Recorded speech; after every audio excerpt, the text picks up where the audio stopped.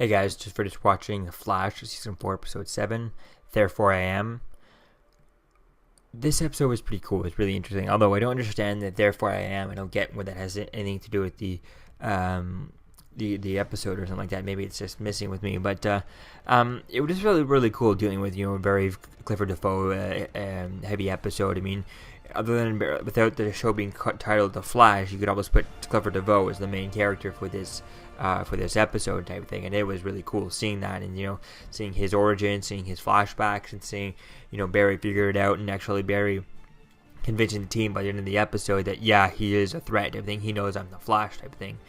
Now, one thing I can see with the Team Flash is that to them, they're just going off of Barry's word that he knows he's the Flash. What if Barry knew that, if I tell him that he knows I'm the Flash, they're gonna believe me right away, and they're gonna know that he's evil. So what if, even though he thinks, I don't know, it's just they don't have proof that he knows he's the Flash.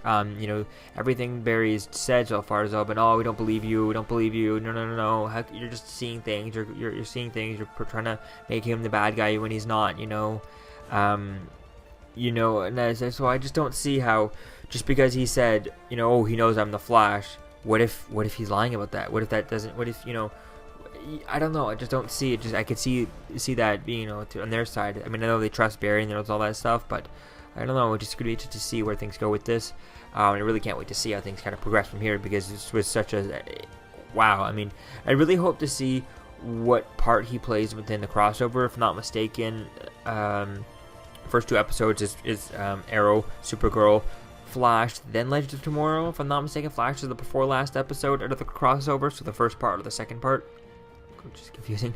So that's gonna be fun to see if he's involved there at all. Just watching from the sidelines or something. Or it sounds like with this episode he is watching it. He will be watching them get married, but he might not come involved. And it would be cool to see.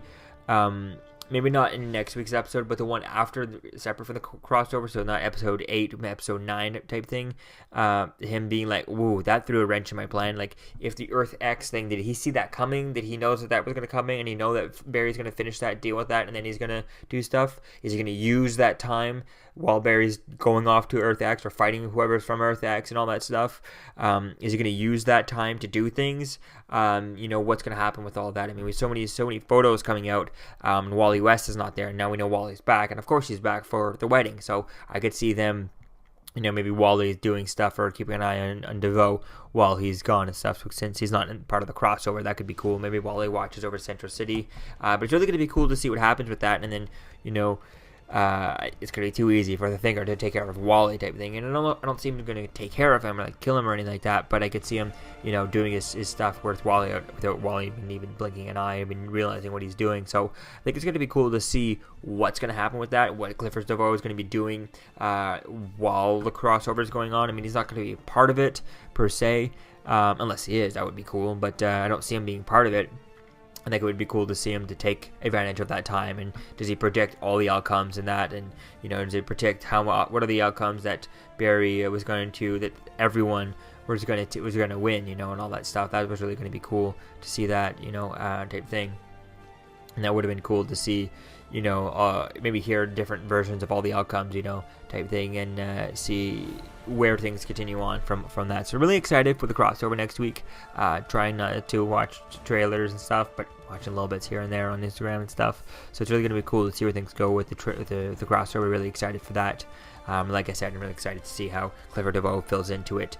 What is he doing while Barry's doing that type of thing. So it's really going to be fun to see this. So I really like this episode. I love the whole idea and how they got the restraining order. He eventually straight up tells Barry, and then it's just everything about it's just perfect.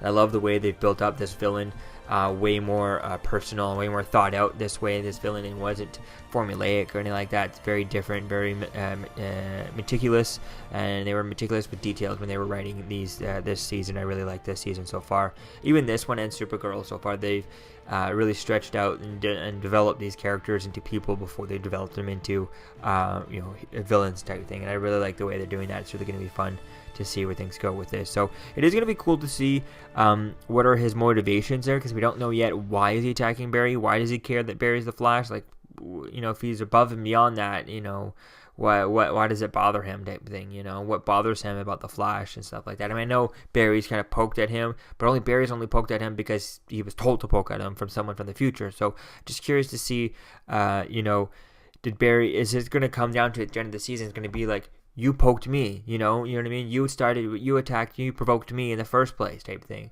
And that's going to come out down to it. Is that if, just because, you know, the two people from the future told him, a version from himself from the future, and that other guy from the future both told him, doesn't mean, you know, he goes out and starts a fight type of thing. That's going to be cool to see how that all ends and see where things come around. Or is Devoe just someone who's just with power, overloaded with power and needs somewhere to shoot it and type of thing, and needs something to take down type of thing, and he sees Flash as a menace or something. I don't know.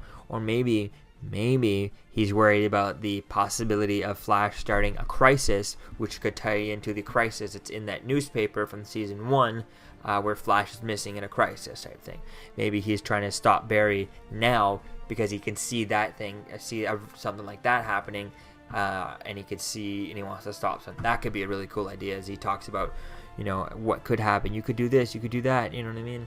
And Flash knows, I will do that. It is part of the on the newspaper. If I'm not mistaken, we still haven't seen that newspaper in a while, but, you know, I'm pretty sure it still says the same thing, Flash missing in crisis and stuff. So that could be cool to see that. Maybe he's, you know, seeing in the future, and he sees that, you know, you could do this, you know, you could do so much wrong, you're going to destroy things if you're doing things wrong, if you're not careful type thing.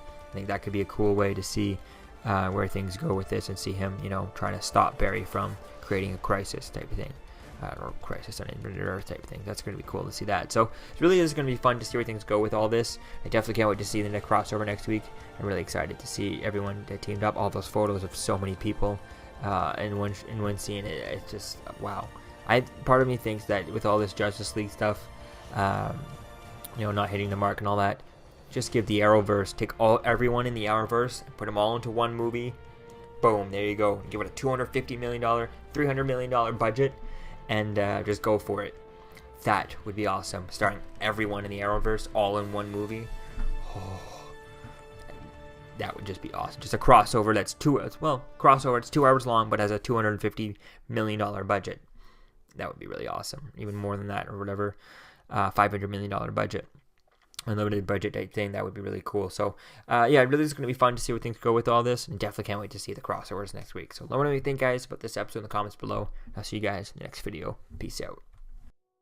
I'm Captain America, here to talk to you about one of the most valuable traits a soldier or student can have. Subscribing. Sometimes subscribing is the key to victory. Sometimes it leads to very little, and it seems like it's not worth it. And you wonder why you waited so long for something so disappointing. How many more of these?